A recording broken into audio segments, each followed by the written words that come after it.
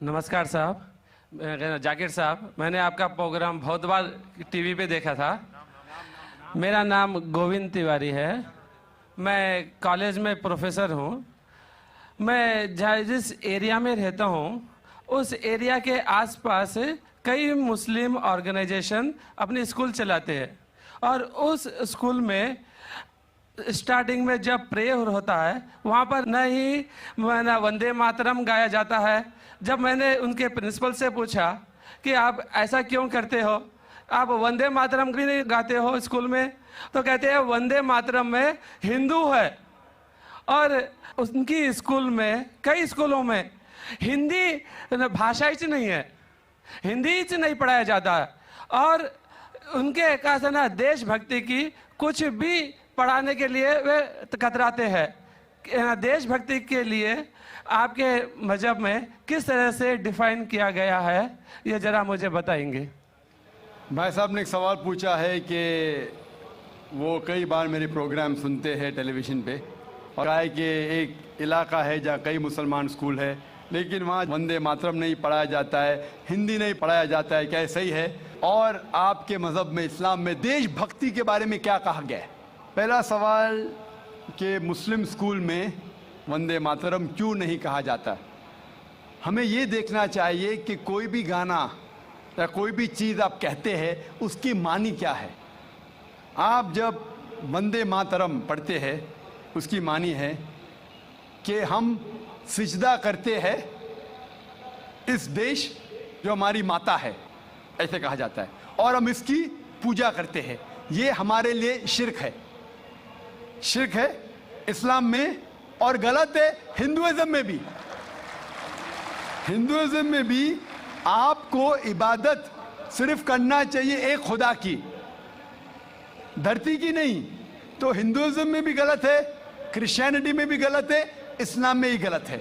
लेकिन आम हिंदू अपने मज़हब को नहीं जानते, अपनी मजहबी किताबें नहीं पढ़े हैं, इसीलिए कोई भी आप गाना गाते हैं अगर उसके मानी खुदा के खिलाफ है, अल्लाह सुब्हानहू व तआला के खिलाफ है, भगवान के खिलाफ है, तो ऐसा गाना गाना गलत है। आपने मुझे शुरुआत में नमस्ते कहा। नमस्ते, नमस्ते के क्या मानी है भाई साहब, आप बोल सकते हैं? नहीं पता क्या मानी है? माइक्रोफोन ऑन कीजिए जरा भाई साहब का।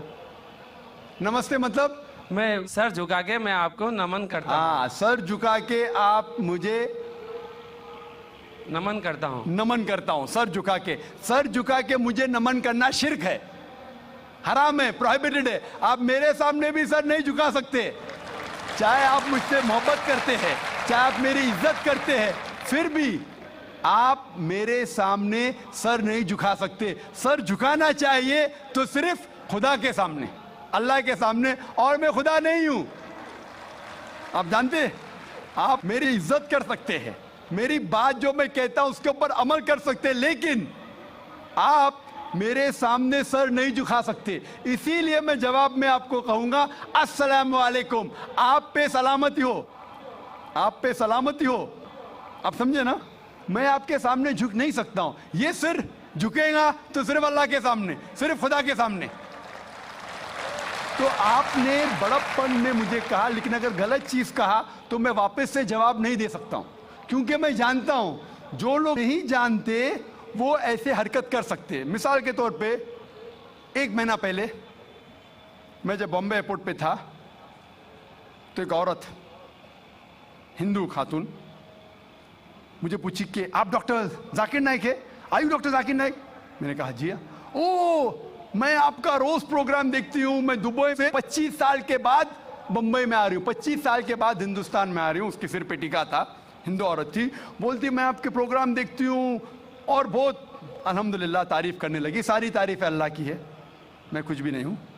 और फिर कहने लगी कि मैं तुम्हारे पैर छूना चाहती हूँ। मैंने कहा कि ये गलत है, शिर्क है। तो बोले क्यों? वही जवाब मैंने दिया, आप जो भी कहो मैं आपकी बात मानूंगी। तो मैंने कहा आप कुरान मजीद पढ़िए, कुरान मजीद पढ़िए और इसके ऊपर अमल कीजिए। और मैंने तकरीर की है similarities between Islam and Hinduism. Islam और हिंदुइज्म में यकसानियत, और साबित किया है कि हिंदुइज्म में भी लिखा है कि आप सिर्फ एक ईश्वर की इबादत करना चाहिए, जितने ऋषि आने वाले उनमें मानना चाहिए, और मोहम्मद सल्लल्लाहु अलैहि वसल्लम में भी। तो आपको अगर कुरान और वेदा पे अमल करना चाहिए जो यकसा है, आपको एक खुदा में मानना पड़ेगा और आखिरी पैगंबर मोहम्मद सल्लल्लाहु अलैहि वसल्लम पर। आपका और एक सवाल था कि हिंदी क्यों नहीं पढ़ाई जाती है, हिंदी मुस्लिम स्कूल में क्यों नहीं पढ़ाई जाती है। कुछ स्कूल में हो सकता है, लेकिन मेरे हिसाब से अक्सर स्कूल में हिंदुस्तान में हिंदी पढ़ाई जाती। जो स्कूल मैंने कायम किया हूं, इस्लामिक इंटरनेशनल स्कूल, उसमें भी हिंदी पढ़ाई जाती है। ना हिंदी, मराठी भी, जो हमारे स्टेट लैंग्वेज है, हम पढ़ाते हैं, जोर देते हैं अंग्रेजी और अरबी पर। नंबर 1 अंग्रेजी अरबी, फिर उर्दू, हिंदी, मराठी, आगे चल के संस्कृत भी सिखाएंगे, संस्कृत भी, ताकि हिंदुस्तानी लोग जितने मज़ाहिब इस देश में हैं उसको समझे। मैं गवर्नमेंट से कहता हूं कि हिंदुस्तान में संस्कृत आम करो। संस्कृत आम करेंगे तो लोग वेदा पढ़ेंगे, पढ़ने के बाद हक के तरफ आएंगे और हिंदू मुस्लिम एक हो जाएंगे।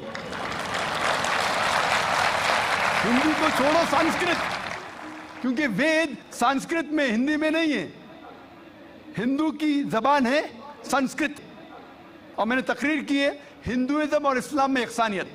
लेकिन आम हिंदू अपनी मजहबी किताब पढ़ा ही नहीं तो क्या जानेगा। तो मैं संस्कृत कोट करता हूँ, फिर तर्जुमा करता हूँ और कहता हूँ कि आपको अगर लगता है कि मैं कुछ गलत कह रहा हूँ, रेफरेंसेस देता हूँ मैं। आपका आखिरी सवाल था कि इस्लाम में देशभक्ति के बारे में क्या कहा गया है। इस्लाम में कहा गया है कि सबसे पहले जो मैं बात मानना चाहिए वो हमारे खालिक की, बनाने वाले की, खुदा की, अल्लाह की, सबसे पहले। अगर अल्लाह की बात से कोई दूसरी बात टकराती है तो उसे छोड़ देना चाहिए। जहां तक कि मैं हिंदुस्तानी हूं और मैं गर्व से कहता हूं कि मैं फंडामेंटलिस्ट मुस्लिम हूं, I am a good practice Indian. Fundamentalist, बुनियाद परस्त मुस्लिम भी हूं और अच्छा हिंदुस्तानी भी हूं। मैं हिंदुस्तान के कॉन्स्टिट्यूशन को जानता हूं। हिंदुस्तान के कॉन्स्टिट्यूशन में एक भी चीज फर्ज नहीं है जो इस्लाम में हराम है, और ऐसी कोई भी चीज नहीं है जो हमें मजबूर करती है जो इस्लाम में हराम है। और हिंदुस्तान के कॉन्स्टिट्यूशन में, इंडियन कॉन्स्टिट्यूशन में ऐसी कोई भी हराम चीज नहीं जो इस्लाम में फर्ज है और इंडियन कॉन्स्टिट्यूशन में हराम है।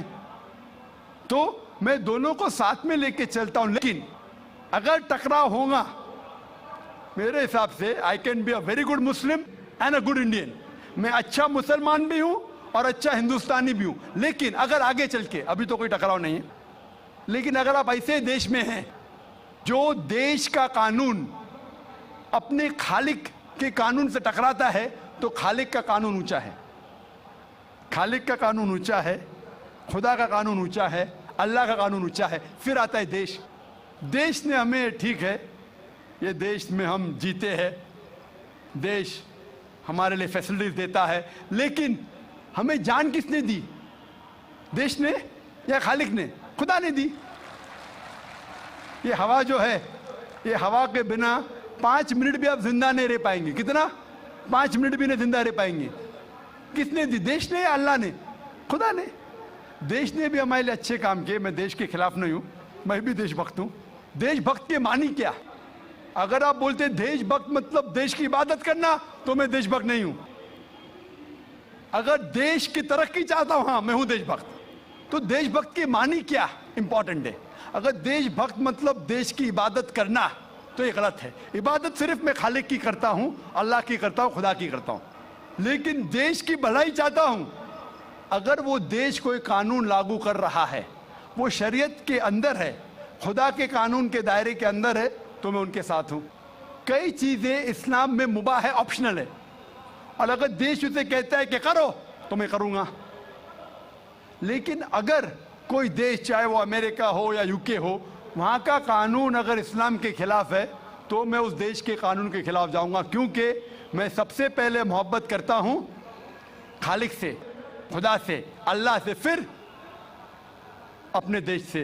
तो जहां तक के देश का कानून खालिक के कानून से नहीं टकराता है, हमें उस कानून पे अमल करना चाहिए। और मेरे नज़रिए से एक भी हिंदुस्तान का कानून मुझे मजबूर नहीं करता इस्लाम के खिलाफ। इसीलिए मैं कहता हूं, I am a very good practising Muslim, fundamentalist Muslim, at the same time a very good practising Indian. Hope that answers the question. अब चूंकि हमारे पास वक्त बहुत कम है, लिहाजा हम ज़्यादा से ज़्यादा और 2 सवालात रख सकते हैं।